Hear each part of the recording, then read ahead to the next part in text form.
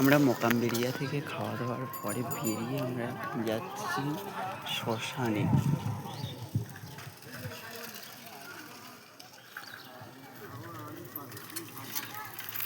মোকামবেড়িয়া থেকে বেরিয়ে এই রাস্তায় এসে এখন নতুন এই মন্দিরটা তৈরি হয়েছে।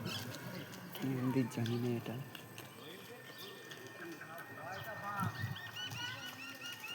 মন্দিরটা তৈরি হয়েছে। আমরা শ্মশানের দিক থেকে ঘোরা কালী মন্দির যাবো। এটা হচ্ছে কালী মন্দির, আমি এখানটা শুনেছি এটা কালী মন্দির। আর এইটা হচ্ছে শ্মশান। দেখো এখানটা একটা বড় বড় বট গাছ আছে, আর ওখান থেকে দেখো শিব মন্দিরটা কত সুন্দর লাগছে, বড় গাছের মন্দিরটা। আর এইটা হচ্ছে শ্মশান।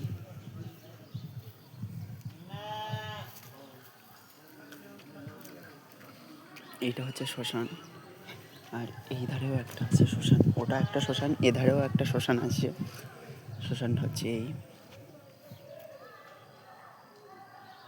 এখানটা কিন্তু ঘাট, যে এই পুকুরে নামার জন্য যে ঘাট। আর ওই পাড়টা যা লাগছে এখান থেকে,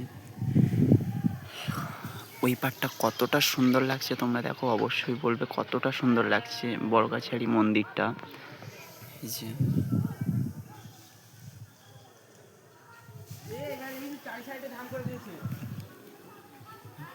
পরপর নামছি,